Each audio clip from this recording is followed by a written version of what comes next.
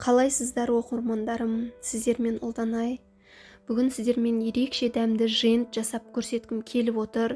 Мына оразаның күнінде осылай жасап көрсеңіз, өте дәмді, тойымды, өзіміздің қазақтың ұлттық тағамының бірі десем де болады. Осын жасап көріңіздер менімен бірге. Бізге қажетті заттардың бірі ол талқан. Талқанның кез келген түрін алсаңыз болады. Тап-таза ыдысымызға осылай шамамен өзіңіз қанша мөлшерде жасағыңыз келеді, соны сонша талқан салып ыдысыңызға үстіне еріген сары майыңызды осылай салып араластыратын боласыз. Басында мен осылай қасықпен араластырып алдым. Артынша өзім қолыммен жақсылап араластырып, қазір көрсететін болам сіздерге қаншалықты мөлшерде май қосқанымды осы видеодан көріп алатын боласыздар. Шамамен көз мөлшермен қостым мен барлық заттарды. Сіздерде осылай қоссаңыздар болады. Келесі менде қант, сахарная пудра. Қанттың орнына сахарная пудра қостым. Және де сгущенка. Сгущенканы да өзім көз мөлшермен қостым. Описанияға шамамен қанша мөлшерде кететін жазып кететін боламын. Сол жақтан қарап өздеріңіз көз мөлшерменен қосып отырсаңыздар болады. Қолдарыңызбен жұмған кезде формасын сақтаса, демек біздің талқанымыз дайын деген сөз.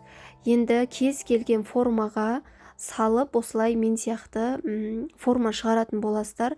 Мен бұл жерде мынау мұз жасайтын ыдысты пайдаландым форманы. Сіздердің үйлеріңізде осы арнайы силиконовый ыдыстар, жаңағындай формалар болса, соны қолданғаныңыз абзал болады. Себебі мынандай формада алынуы қиын болады екен. Мен бірінші рет жасап көргеннен кейін сіздерге қазір бұған жасауға кеңес бермеймін. Себебі алуыңыз қиын болады. Сол үшін сізге силиконовый формочкалар болса өте керемет болар еді. Осылай барлық талқанымды қойып, тоңазытқышқа 15 минутқа қойып алдым. Себебі мынау май менен сгущенка талқанға жақсылап сіңіп, формасын ұстап қатып тұру керек болды. Міне көріп тұрғандарыңыздай өте керемет формасын ұстап тұрды. Ендігі бізде шоколад, кез келген шоколад түрін алсаңыздар болады. Мен Альпен-Гольд шоколадын алдым. Осылай бір немесе екі пачкасы өздеріңіздің осы талқанды қанша мөлшерде қолданғаныңызға байланысты шоколадты қолданасыздар. Мен бұл шоколадтарды ертіп алдым. Егер сізде қою болса шоколадыңыз, онда сұйық май немесе сары май қосып араластырып жіберсеңіз, кішкене сұйықтау болып, шоколадыңыз әдемі болып көрінетін болады. Мен су моншасында ертіп алдым. Сіздерде солай су моншасына қойып ертіп алсаңыздар өте керемет болады. Енді барлық осы дайын болған талқандарымызды осындай формамызға қайтадан дәл осы видеодағыдай қойып шығатын боласыздар. Көп шоколад құюдың қажеті жоқ. Астына шамамен азғантай ғана құйсаңыздар осы ыдысына, қайтадан талқанды үстіне осылай қойып шығасыздар.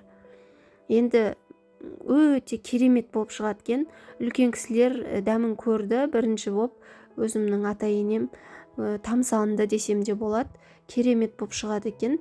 Ерекше түрі ғой бұл талқанның жасалу жолы өте ерекше. Жасап көріңіз.